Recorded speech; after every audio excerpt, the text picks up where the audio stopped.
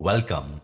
This is Everyday Paradoxes Tiny Truths About Becoming, a 16-part audio series based on my book. These are reflections on the quiet contradictions that shape our growth. I'm Leslie DeMello.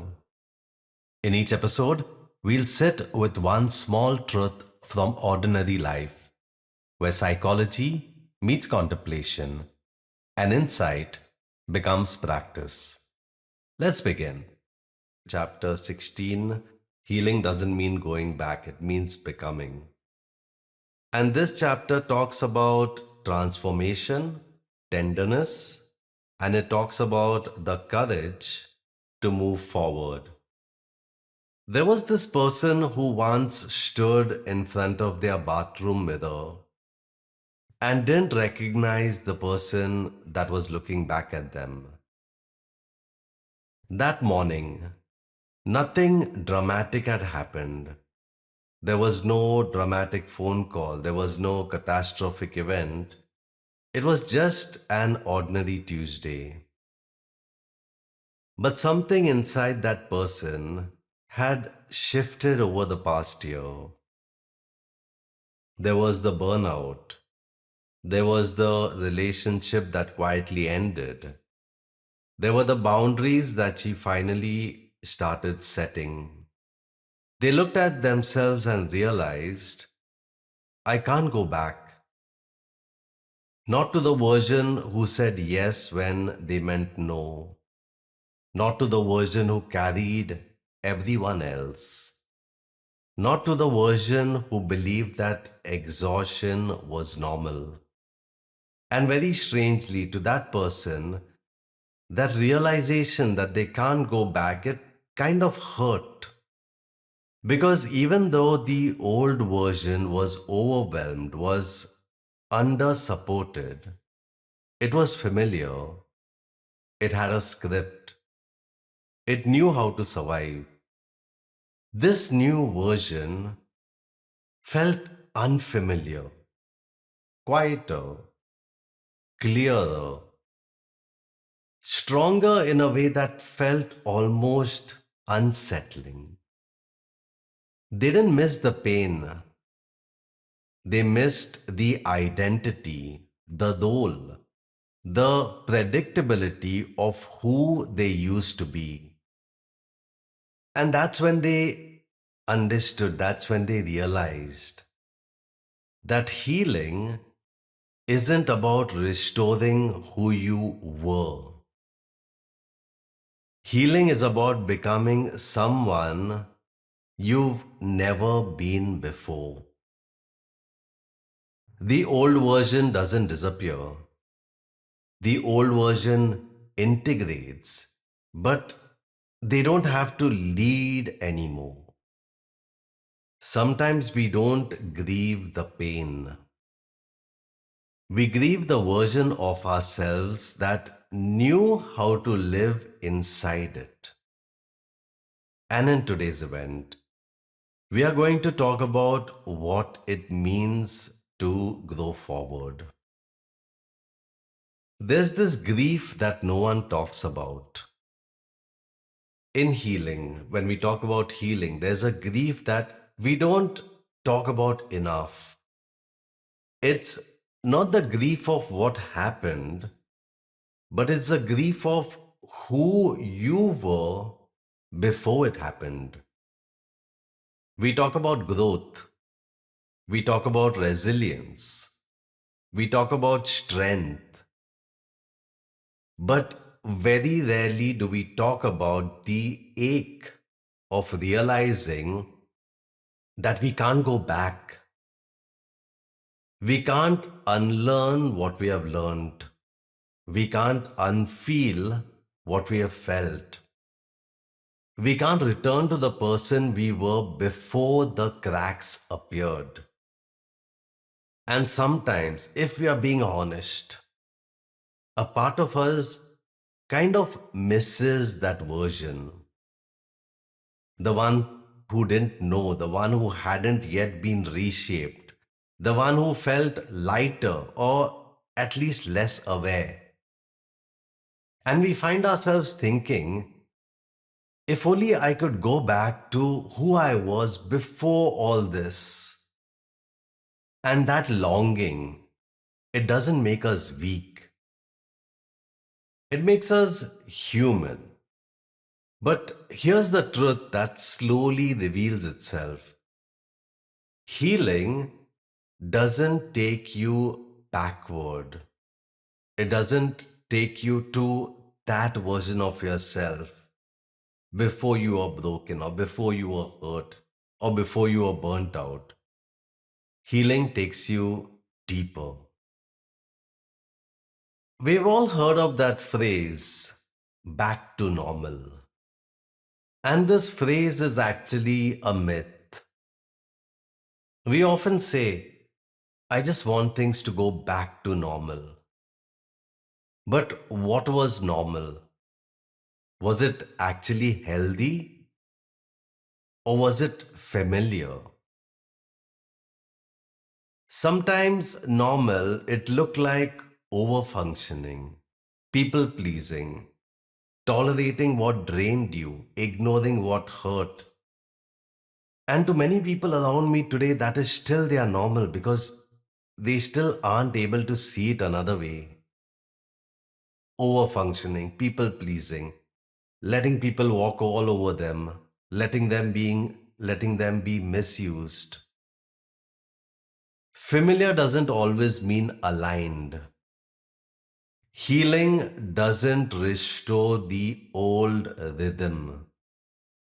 It teaches you a new one. And that's uncomfortable because the old rhythm felt predictable. But predictable, it isn't the same as true.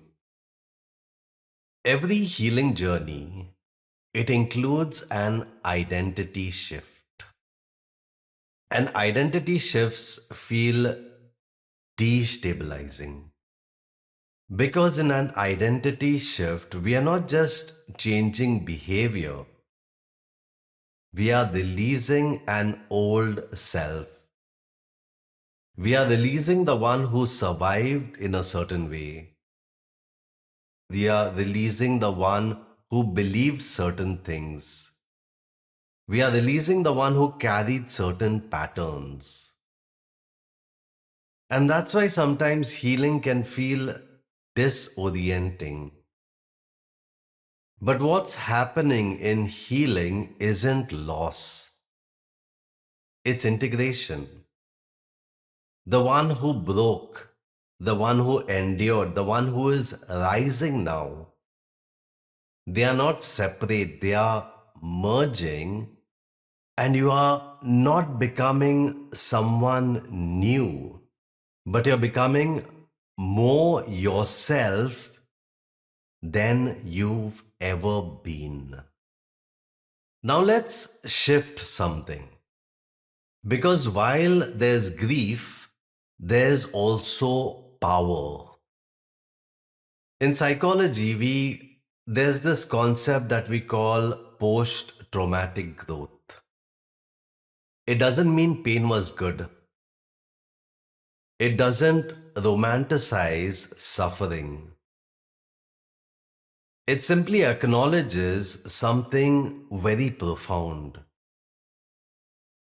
After hardship, many people reported becoming stronger in ways that they never expected.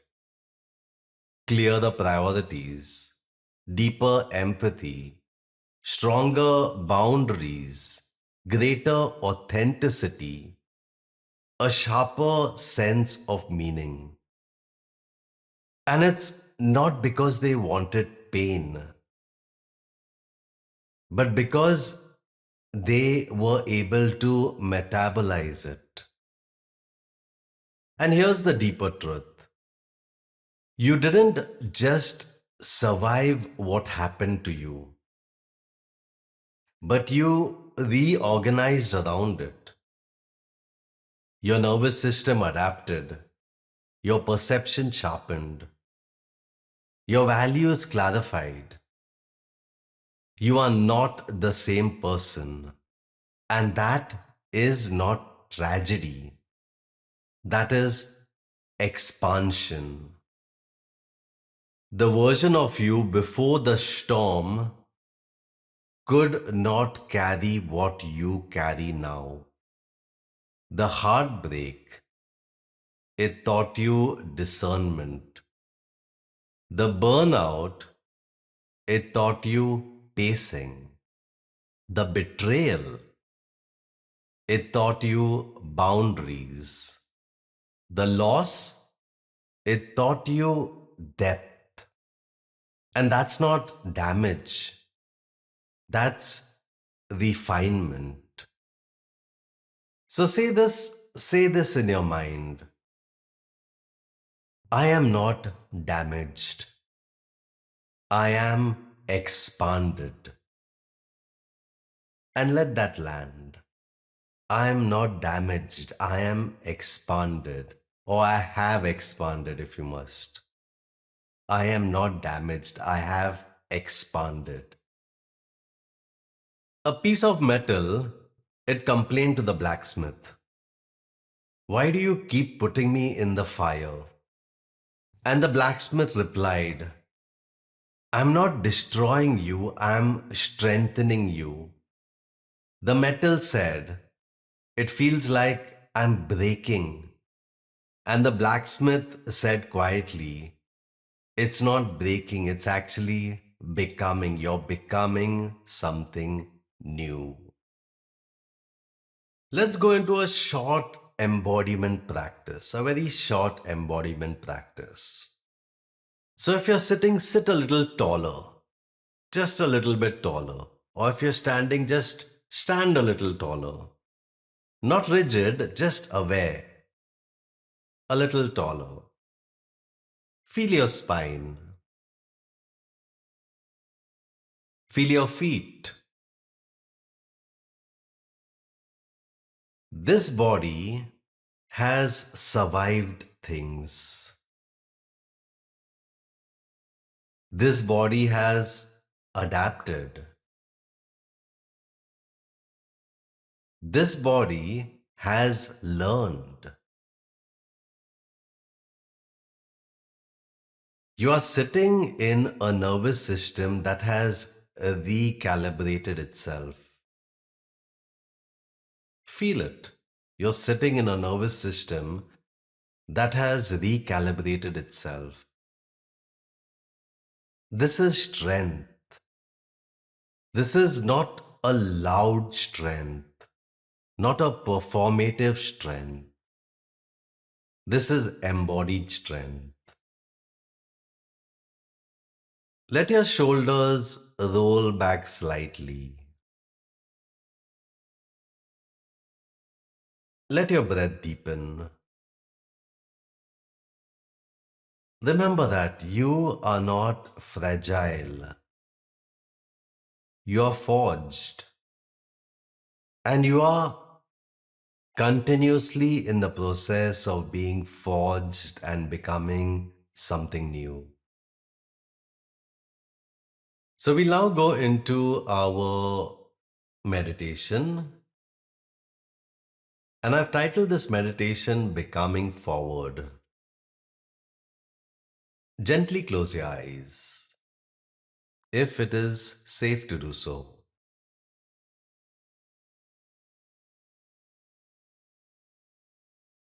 Take a slow breath in. Exhale fully.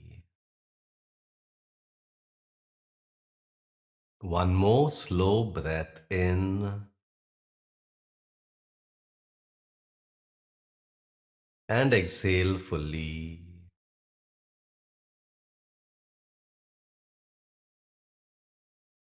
Let's do that one more time. Slow breath in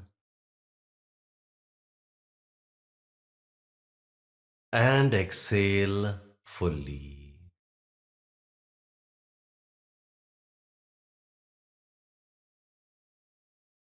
And imagine yourself standing on a quiet path.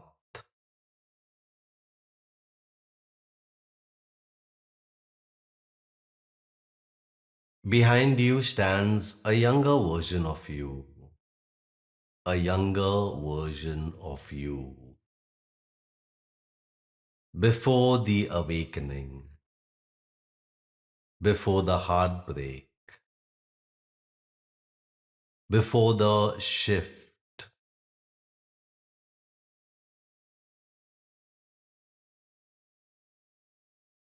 notice their face,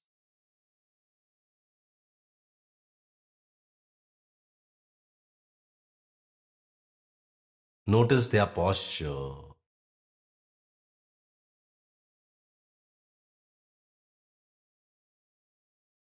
notice their innocence or their coping.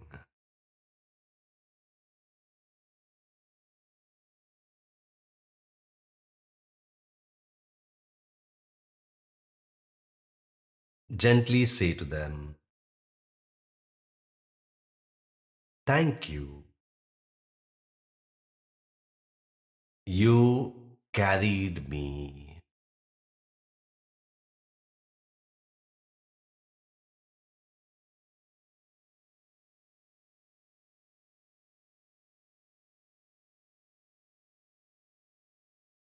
Now imagine that version stepping closer,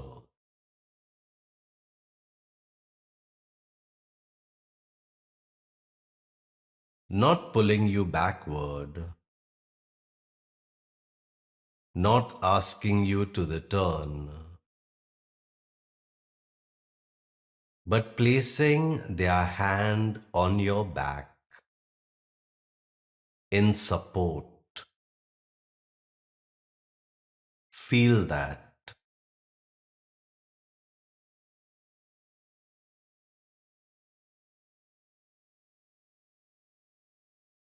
You are not leaving them behind.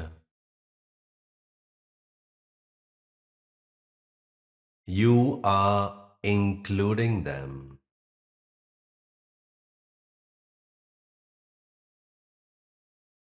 Let them slowly dissolve into you.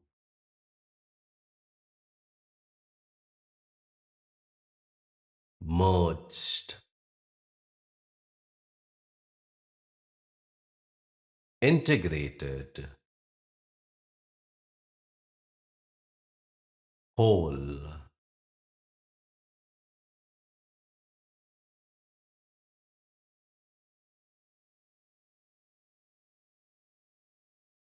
Now turn forward. The path ahead is steady, not dramatic, not chaotic, just open.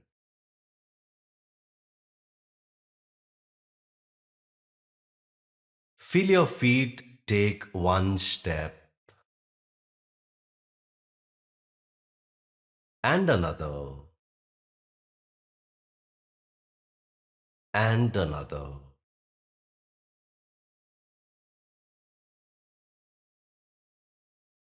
You are not rushing. You are not proving. You are evolving.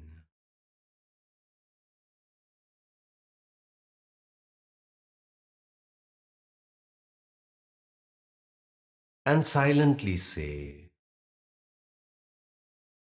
I allow myself to grow forward.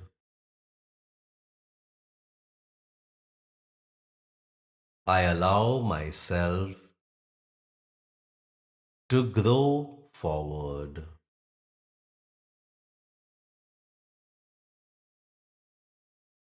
I don't need to go back.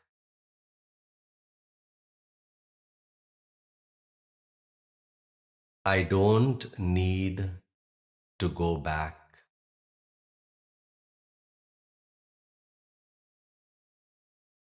I trust who I am becoming.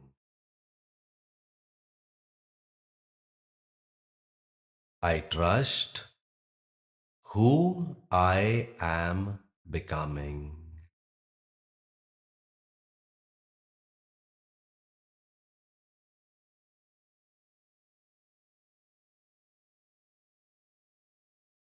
Feel your body from the inside.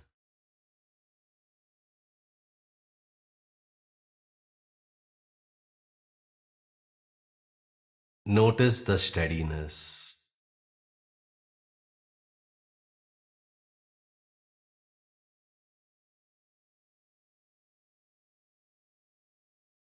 Notice the strength that doesn't need to shout.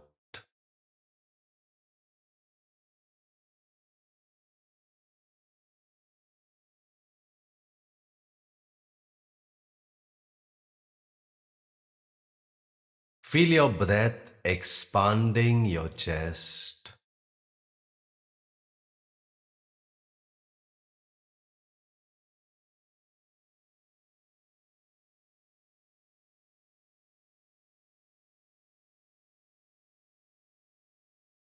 Feel your spine supporting you.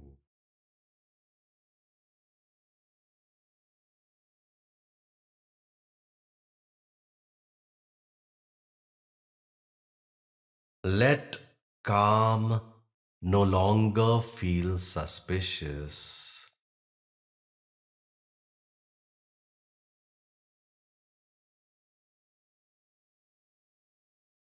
Let peace feel earned.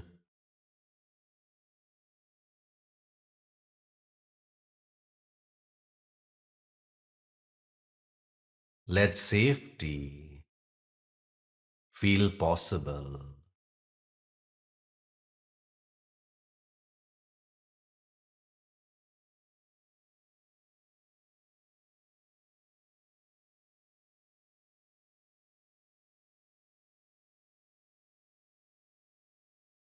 And imagine a spark of light at the center of your chest.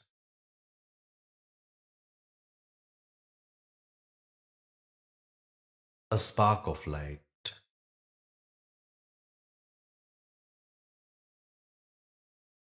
Let it shine a little brighter. Not too bright, just warm, steady.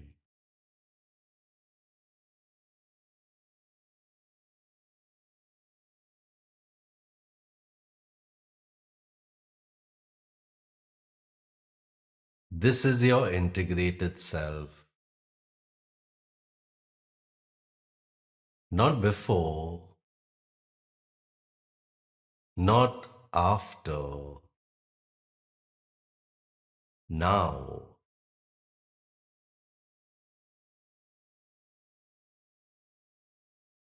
Stay with this light, stay with this integrated self for a few breaths.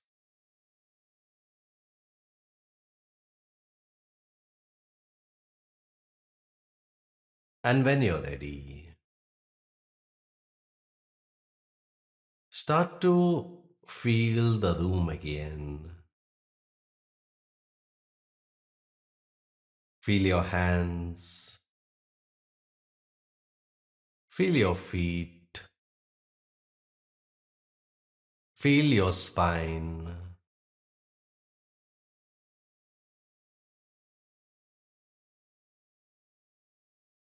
Take one deeper breath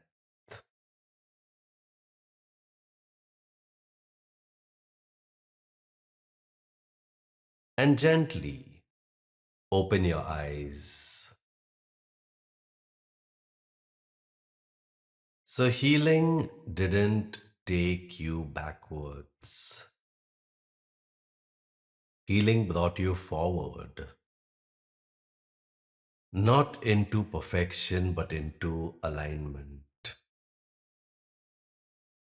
You are not who you were, and that is not loss.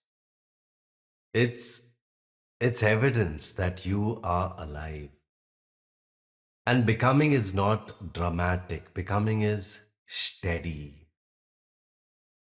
And you, all of y'all, all of us, we are already in it. Thank you for listening. This has been Everyday Paradoxes, Tiny Truths About Becoming. Before you move on, you might sit quietly with these questions. What did I recognize in myself today? Where is this paradox quietly at work in my life? And what is one small shift I'm being invited toward? Becoming rarely announces itself. It unfolds in awareness, in small recognitions, in the gentle courage to see clearly. This series is based on my book Everyday Paradoxes, Tiny Truths About Becoming. It's a reflective guide meant to be read slowly, not for answers, but for insights that deepen with time. You'll find the reflection questions in the description along with details about the book. If this conversation resonated, you're welcome to like, share, or subscribe so these truths can reach others who may need them. Until next time, stay present, stay curious, and keep becoming.